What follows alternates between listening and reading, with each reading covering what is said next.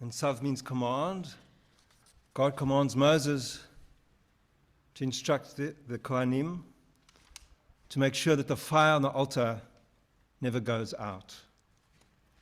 Indeed, in Pirkei Avot, in the Mishnah, chapter 5, Mishnah 5, it lists 10 miracles that happened in the temple precincts. And two of the miracles are that the fire on the altar was never extinguished by rainfall when it rained in the wilderness on that occasion. And the smoke, the pillar of smoke on the fire was very, very straight. And even the wind couldn't bend that smoke.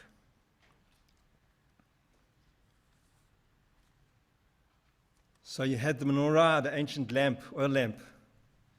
In the Mishkan, in the first temple built by King Solomon, there were 10 of these. And that light burned throughout the night, representing God's presence. And the fire on the altar burnt continually. With the destruction of the second temple in the year 70 of the Common Era, the synagogue took over the function of the center of worship. And in the synagogue you had a ner tamid, an eternal light. So unlike the menorah, which was lit only during night time, the ner tamid in the synagogue burnt 24/7. And in ancient synagogues, it was on the wall opposite the Aron HaKodesh. And slowly over time, as synagogue design and architecture changed and developed through the centuries, the ner tamid shifted closer and closer to Aron HaKodesh until it's now hanging above Aron HaKodesh. And the light is burnt and glows. First it was an oil lamp, then probably maybe candles, and finally electricity, which we have a challenge with in this country. But as long as that light is shining, it symbolizes God's presence. And we all know that. The ner tamid represents God's presence in our midst. But I'd like to postulate that the ner tamid also represents the ancient fires on the altar, which we don't have anymore. Because, as you know, when the temple was destroyed the second time, sacrificial rites and rituals ceased. The fire on the altar represented the continuity of organized and established religion, while the fire of the menorah represented God's presence. And so in the modern synagogue, we have the ner tamid, representing both God's eternal presence and the continuity of tradition and Torah study. Now, mitzvot Torah or, it says in the book of Proverbs, the light symbolizes mitzvah. The Torah is symbolized by light as well. So it's very fitting that the ner tamid represents both God's presence and continuation of tradition and study, light of Torah. Because the synagogue has, as you know, 3 different functions. And in Hebrew, each function is symbolized by the different names of a synagogue, for a synagogue. So you have Beit Tefillah, a house of study, a house of prayer. When we pray, as we did tonight, God's presence is in our midst, buoyed by the beautiful music of the 2 guitars.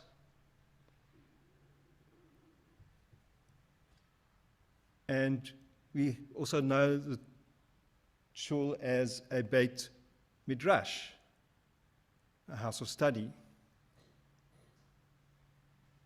We worship God through study of the sacred texts.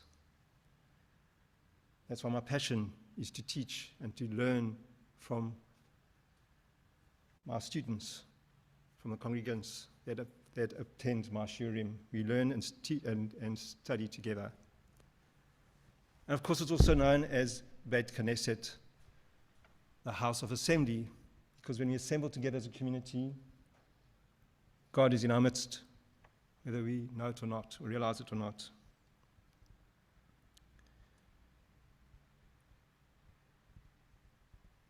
The modern way of worshipping God, post-temple era, is praying, studying, and the performance of the mitzvot, the ethical and rituals, commandments, good deeds that you're meant to observe and fulfill. The ritual mitzvot are there to facilitate our relationship with each other and God and the world we live in, to remind us of our obligation as Jews, as human beings, to show compassion, kindness, and love for our fellow living beings, whether they be human or non-human, to look after our planet. Those mitzvot that have handed down from generation to generation, and yes, in our progressive community maybe have been slightly twisted and changed to suit modernity, trace their way back, sometimes literally and sometimes metaphorically, to Har Sinai, to Mount Sinai. The continuation of tradition of the mitzvot, ethical and ritual mitzvot, the continuation is symbolized by the tamid, as well as the continuation and importance of study. Studying text is so important because not only do we study, engage in the text and with each other, but you also engage with past sages and with God. In the Talmud, in Tractate Brachot, we are taught that when 10 adults pray, and there's a minyan, which we have tonight, the Shekhinah, God's presence, dwells in our midst. When 3 people sit in judgment at a Beit Din, Jewish court of law, God is in their midst. When 2 people study Torah together or Talmud together in Chavruta, God is in their midst. And one of the rabbis in this discussion in Talmud adds, if only one person, a single person, studies our sacred texts, the Shekhinah is with them. After the destruction of the Second Temple, the rabbis transposed the holiness of the Beit Mikdash to the Beit, to the house, to the Jewish home. They likened the dining room table to the altar in the sanctuary. Those of you who came yesterday afternoon to Mincha, we read Pirkei Avot. One of the rabbis teach that if 3 people sit around the table and words of Torah pass between them, then they're sitting at God's table. The dining room table, some people believe, is the focal point of the home. I would tend to disagree because of my chefing background. I think the kitchen's the main center of the home, but some people have the dining room table in the kitchen. And at the dining room table, when we eat, we discuss our day with each other, we discuss our hopes, our dreams, our aspirations. And on Shabbat, Friday night, we're meant to discuss Torah, discuss what we learn from the Torah portion of the week, how we can improve the world by what we learn what we learn from the Torah portion, or sometimes we learn things that we shouldn't be doing from the Torah portion as well. So tradition of studying, of learning, of growing, of being compassionate continues in the home. And that home is where we get the fundamental values of Judaism. You express those values when you go out into the world by doing good deeds. You express those values when you come to shul and stand together or sit together as a community praying to the Almighty. We are told that we have an obligation to enjoy life. The Talmud says that we should enjoy the legitimate pleasures of life. But the rabbis also teach that when we enjoy those pleasures, we should say a blessing, thanking God for the food we're going to eat, or the food that we have eaten in the Birkat Hamazon, for the love of family and friends, for giving us the ability to do what we want to do, to think and use our intelligence. So the rabbis say that if you enjoy a pleasure without blessing God, you're stealing from God. In a way, you're also stealing from yourself, because you're not having a connection with the Creator, with the higher power. Also told by Hillel, Al tifros min hatzibur, you shall not divorce yourself or separate yourself from the community. So unlike other religions which has the teaching of asceticism, of staying away from society, of going off to a meditation retreat somewhere up on the hills, Judaism teaches that it's fine to meditate once in a while, but you shouldn't devote your entire life to being separate from community.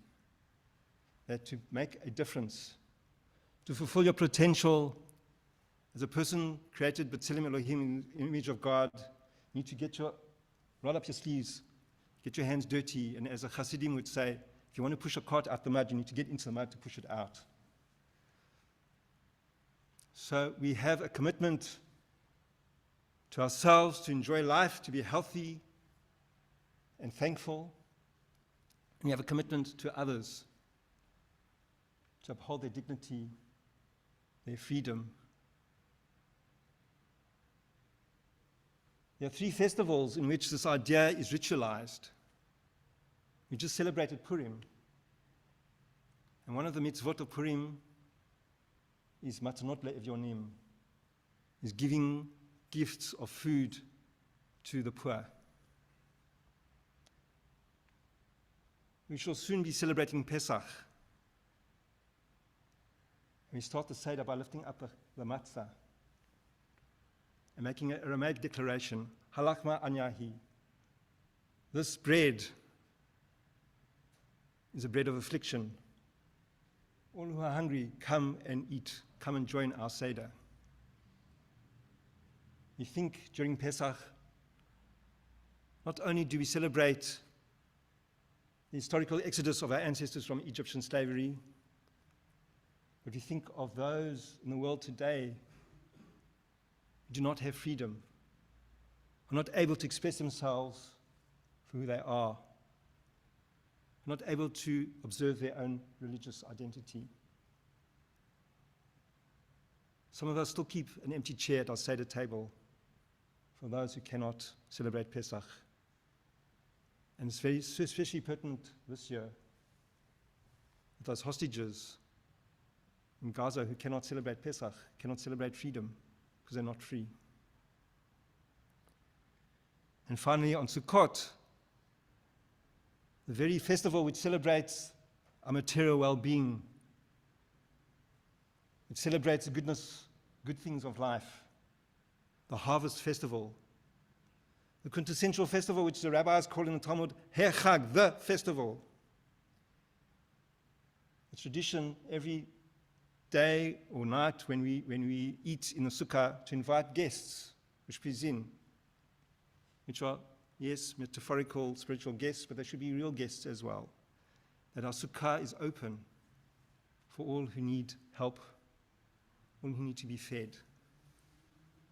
So it's very much a part of our continuing tradition and ritual, the idea of being compassionate to others, thinking of others when we ourselves are enjoying life.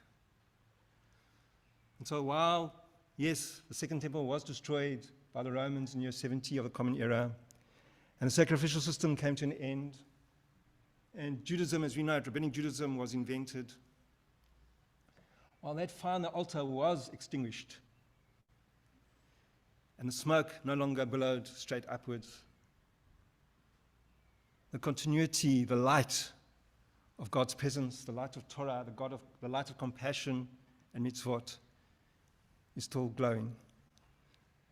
The ESCOM decides not, it doesn't matter what ESCOM to think, it's still glowing in our hearts, and literally in the Ner Tamid.